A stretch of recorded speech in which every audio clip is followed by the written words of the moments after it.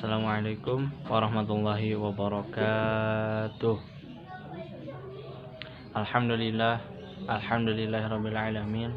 Wa bihi nasta'inu ala umuri dunya waddin.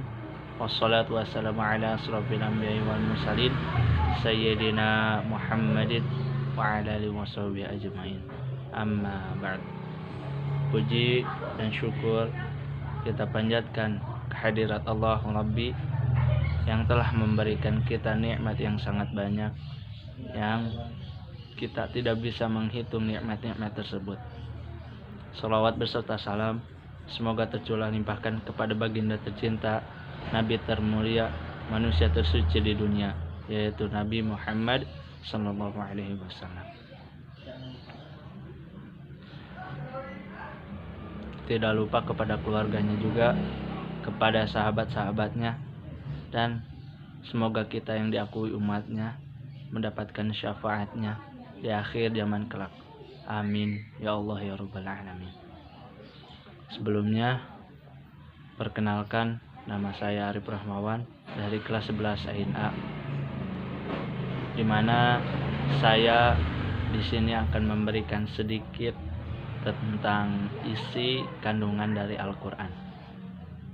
Baik, isi kandungan di Al-Quran itu ada 7 bagian, terbagi menjadi 7 atau bisa disebut dengan tersebut.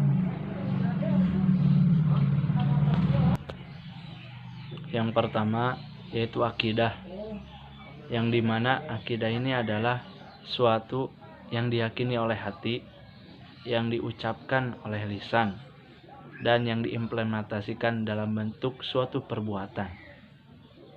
Akidah Islam atau akidah yang kita miliki ini adalah tauhid.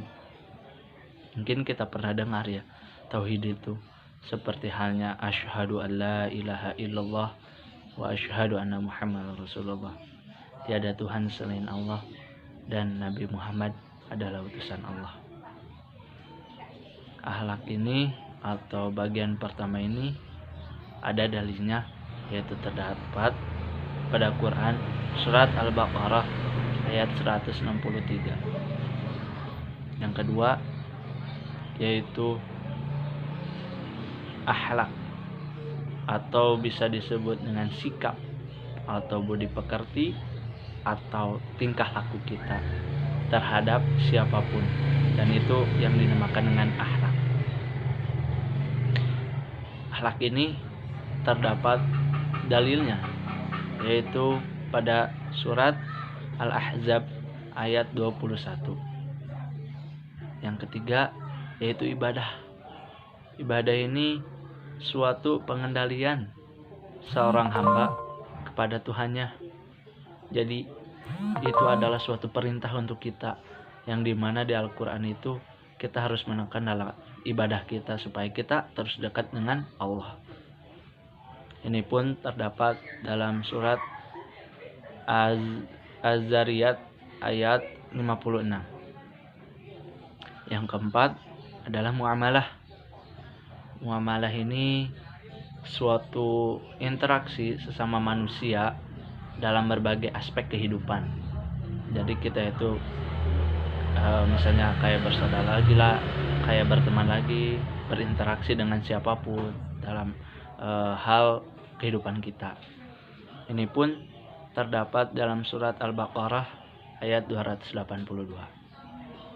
Yang kelima yaitu adalah hukum. Hukum yang dimaksud yaitu aturan-aturan Allah yang ditetapkan untuk kepentingan dan kemaslahatan untuk umat manusia, yang dimana hukum ini terdapat dalilnya pada surat An-Nisa ayat 105. Yang keenam yaitu sejarah. Sejarah ini bisa kita ingatkan lagi sebagai dalam Al-Quran ini mengingatkan lagi kisah-kisah para nabi, para rasul yang terlebih dahulunya, yang dimana dalilnya terdapat dalam Quran surat Al-Imran ayat 62. Dan yang terakhir adalah dasar ilmu pengetahuan dan sains, seperti halnya sedang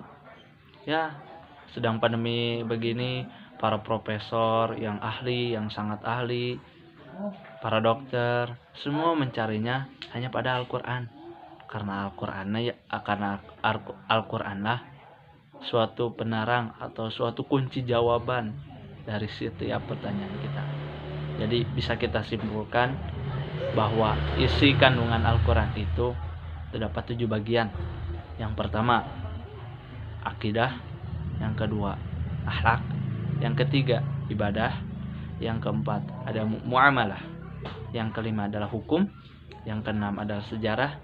Dan yang terakhir adalah dasar ilmu pengetahuan dan sains.